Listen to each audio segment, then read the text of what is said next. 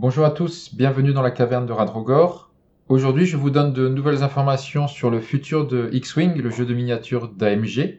En effet, aujourd'hui se sont terminés les championnats du monde X-Wing, où c'est un Suédois d'ailleurs qui a gagné contre un Américain. Alors, drôle de finale, puisqu'ils ont terminé à égalité, je crois 12-12, et donc, d'après les règles, le gagnant se faisait au dé en fait. Donc les deux joueurs ont lancé 3 dés d'attaque. L'Américain, je crois, a fait 2 touches, un vierge. Et le Suédois, qui avait cédé dans un gobelet, donc a levé le gobelet. Et il avait 2 attaques, enfin 2 touches et un œil. Donc le Suédois a remporté les championnats du monde X-Wing de cette année grâce à ce dernier lancé 2 dés. Pendant ces championnats du monde, qui se déroulaient donc à l'Adepticon aux États-Unis, ce dimanche 26 mars, AMG a présenté les nouveautés pour tous les jeux qui sont gérés maintenant par le studio. X-Wing, Marvel Crisis Protocol, Armada, Légion et le nouveau Shatterpoint. Donc là, on va parler évidemment d'X-Wing puisque des choses ont été présentées, des choses dont on avait déjà entendu parler en juillet dernier, et puis des nouvelles choses. Alors tout d'abord, AMG a représenté les boîtes, donc les nouveaux starters, Empire ici Galactique. Donc ça, vous avez sans doute vu ma dernière vidéo, donc vous êtes au courant. Donc des nouveaux starters qui vont sortir en avril-mai cette année.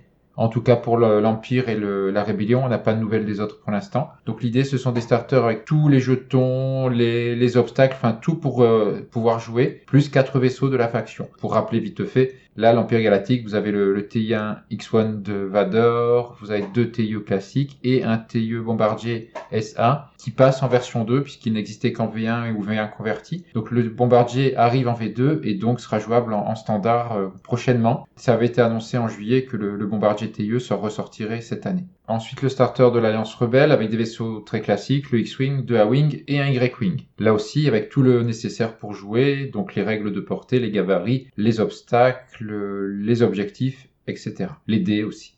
Donc ces starters sont faits vraiment pour les nouveaux joueurs, évidemment, qui vont pouvoir choisir leur faction. Donc l'idée, c'est que de nouveaux joueurs arrivent dans le jeu, que la communauté augmente ou réaugmente, puisqu'elle a eu un petit creux pendant la période Covid, bien sûr, et puis avec les nouvelles règles aussi, des gens n'ont pas voulu continuer le jeu. Donc nouveau starter pour nouveaux joueurs. Selon AMG, les vaisseaux, à partir de maintenant, ont un nouveau protocole de peinture dans les usines, donc la qualité serait meilleure que les anciens vaisseaux.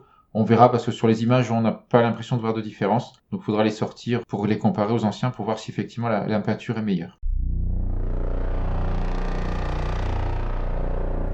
Ensuite, et ça avait été annoncé également en juillet dernier, la ressortie en V2 du cargo YT 2400, notamment de Dash Rendar. Donc c'est officialisé, il va sortir donc certainement cette année. Donc lui, il a été un petit peu modifié, recolorisé. On voit pas bien sur l'image, mais il a l'air un petit peu différent. Et puis, comme maintenant apparemment toutes les extensions qui sortiront par AMG, on aura le pilote version classique avec sa carte de pilote classique et le pilote avec sa carte tout en un avec le chargement standard. Alors là, il y a une petite interrogation, c'est que vous voyez pas, c'est coupé, mais la carte pilote classique à droite a le logo Rébellion, alors que la carte standard tout en un a le logo Rakai. Est-ce que Dash Rendar aura les deux factions, les Rakai ou Rebelle, ou est-ce que c'est une erreur? Je ne sais pas. J'ai cru comprendre qu'il aurait les deux factions, mais je peux me tromper. Si vous regardez le vaisseau, vous pourrez remarquer aussi qu'il n'a plus de double arc à 4, mais à 3 seulement. Il tire à 3. Alors après, on voit pas bien dans le texte, mais il y a des ajouts, des suppressions de dés.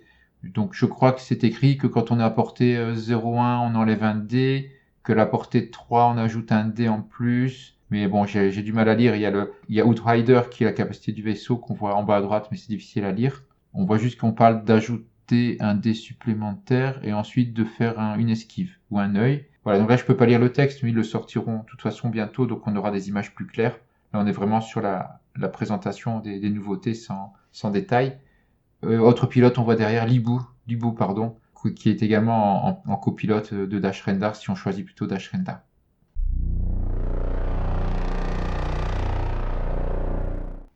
La sortie du bombardier TUSA que l'on a vu dans le starter de l'Empire va sortir également donc en pack séparé. Donc si vous voulez pas acheter le starter de l'Empire mais juste le nouveau bombardier V2, vous aurez le paquet d'extension du bombardier V2 TIESA avec les pilotes version classique ou les pilotes version carte complète. Là on voit par exemple Capitaine Jonus et Thomas Brain. Donc ce sont les mêmes que dans le starter. Donc pas la peine si vous voulez le bombardier d'acheter le starter. Vous pourrez acheter ce paquet, vous aurez je pense les mêmes cartes, enfin c'est sûr, les mêmes cartes, les mêmes pilotes.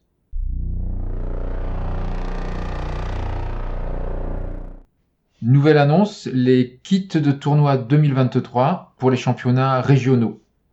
Donc ce sont des kits pour organiser des tournois régionaux dont la première place est une invitation pour le championnat du monde donc de l'année prochaine. Vous voyez la carte au milieu, c'est l'invitation pour le gagnant. Puis ensuite, vous voyez tout un tas de goodies, donc plein de cartes évidemment, des jetons, etc. Donc là, en version anglaise, je ne sais pas s'il est prévu que ce soit traduit par Edge et Asmodée France. Ce serait bien, mais ça, c'est pas certain. Je ne sais pas avant comment ça se passait, si les kits étaient traduits. Ça m'étonnerait, mais je peux me tromper. Donc c'est le retour des championnats qualificatifs régionaux où le gagnant récupère donc une invitation avec le voyage et donc l'invitation au championnat. Et ce serait bien qu'on puisse en organiser un à Montpellier avec la future association que j'espère créer prochainement avec mes collègues de Montpellier.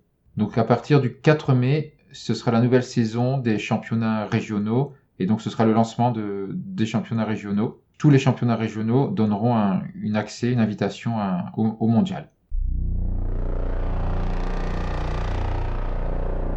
Autre chose, les enfants de Mandalore, un kit de jeu organisé. À part que c'est un scénario, vous voyez, on voit derrière un peu des cartes de scénario avec des explications. Donc il y a un scénario qui s'appelle la récupération du Beskar. Et vous voyez à droite des règles de portée sans doute spéciales et des marqueurs. Là, on voit des objectifs, des marqueurs Beskar. On voit aussi un objet en forme de marqueur hyperespace qui ressemble à une station. Puis on a aussi des jetons un peu en dessous, des jetons blancs et des cartes particulières. Et vous voyez, effectivement, il y a 2 tas de cartes. Donc ça, je sais pas trop ce que c'est. C'est un scénario, c'est sûr, mais est-ce que c'est un scénario pour jouer dans les tournois? Est-ce que tout le monde pourra l'avoir? Ça ressemble un petit peu au paquet qui s'appelait les droïdes, la recherche des droïdes, où on a un scénario un petit peu spécial avec des marqueurs de rayons tracteurs. Et ça, c'était distribué, je crois, aux États-Unis. Donc je ne sais pas si c'est la même chose, si on pourra l'avoir, si ce sera en français, ou si ce sera uniquement disponible pendant le championnat ou quelque part aux États-Unis, je ne sais pas. On nous dit qu'on aura plus d'infos plus tard cette année. Donc apparemment, il y aura plusieurs façons de jouer, notamment protéger ou attaquer des navettes ou essayer de collecter du Beskar. Autre annonce, un nouveau paquet de scénarios. Cette fois-ci, la bataille au-dessus d'Andorre pour détruire la 2e étoile noire. Donc à nouveau, Rébellion et Empire. Alors on a déjà eu Rébellion et Empire en scénario, bien sûr, avec Yavin. Ensuite, on a eu Coruscant avec la République contre les séparatistes. Et là, à nouveau, Rébellion et Empire. Donc cette année est très axée Rébellion et Empire, avec uniquement des vaisseaux Empire et Rébellion qui ressortent. Et donc un nouveau scénario, là encore, Empire et Rébellion. On peut imaginer que ce sera autour des autres factions par la suite. Mais en attendant, avec ces annonces, et je pense l'année du retour de X-Wing au premier plan, mais aussi de la Rébellion et de l'Empire. Donc dans ce paquet de scénarios, c'est comme dans Yavin et dans Coruscant. Vous avez des cartes de chargement complètes, des cartes tout en un pour les pilotes. Donc là, par exemple, vous avez Wedge Antilles, puisque, si je ne dis pas de bêtises, c'est lui qui a détruit l'étoile noire numéro 2. Donc là, vous avez une carte spécifique de Wedge Antilles, donc à initiative 6, qui lance 3 dés, qui défend un 2, qui a 4 de coque, 3 de bouclier. Vous voyez que le X-Wing peut faire à la fois des tonneaux et des accélérations, donc il n'y a pas cette notion d'ouvrir et de fermer les foils, les ailes. Par contre, c'est écrit qu'après avoir fait une action accélération, vous gagnez un token d'épuisement. Donc finalement, ça revient au même, on a un dé d'attaque en moins quand on a fait une accélération. Mais l'intérêt, c'est que si on fait pas l'accélération, il n'y a pas à dire j'ai ouvert ou j'ai fermé mes volets. On pourra attaquer à 3 à ce moment-là. Dès l'instant où on fait pas l'accélération, on a le plein de dés d'attaque. Donc ça, c'est pas mal. Ensuite, on a R2-A3 Android, on a les torpilles avancées, protons avancés, on a Prédateur pour le boulaï, et un talent qui s'appelle Il se twap, ça j'imagine que c'est nouveau pour le scénario, donc c'est un piège. Tant que vous défendez, si vous avez plus de vaisseaux amis à portée 0,1 que de vaisseaux ennemis, alors vous pouvez relancer un de vos résultats blancs. Donc en défense, si on fait un blanc mais qu'on a des copains, plus de copains à côté que d'ennemis, on peut relancer son résultat blanc. Et côté Empire, le retour des TIE Defender, enfin je dis le retour, ils existent évidemment depuis un moment, par contre comme ils sont très chers, on les utilise quand même peu, et souvent ils nous ont habitués dans les paquets de scénarios à faire des vaisseaux un petit peu moins chers, donc peut-être qu'on aurait un Defender un petit peu moins cher que le coût actuel. Donc là avec le capitaine Yor, qui je pense est un nouveau pilote, donc là on a le Defender, donc attaque à 3, défense à 3, coque à 3, bouclier à 4, donc c'est quand même un très très très bon vaisseau, mais très cher actuellement en termes de points. Parfois avec peut-être quand même des manœuvres un peu attendues avec ses tout droits demi-tour. Bon, néanmoins, c'est quand même le vaisseau sans doute d'attaque le plus puissant de l'Empire, en tout cas en petit socle. Donc après avoir effectué une attaque principale qui touche, vous pouvez dépenser une charge pour effectuer une attaque canon ionique bonus. Et il a 2 charges. Donc c'est à dire que dans la partie, vous avez le droit 2 fois à faire une attaque bonus ionique avec un canon ionique. Donc vous faites votre attaque normale. Si ça touche, derrière vous pouvez en plus faire une attaque ionique qui va donner sans doute un dégât plus ensuite du ionique. Donc vous abîmez un vaisseau, vous lui refilez encore un autre dégât et du ionique avec une attaque bonus derrière. Prédateur, ça ok. Gestion d'ordinateur assisté, il n'y a qu'une seule charge. Après avoir entièrement effectué une manœuvre, vous pouvez dépenser donc la charge en question pour effectuer une accélération ou un tonneau. Donc ça veut dire qu'une fois dans la partie, avec cette charge, on peut faire une accélération ou un tonneau, en plus d'une autre action forcément, j'imagine. Donc no escape, donc pas d'échappatoire.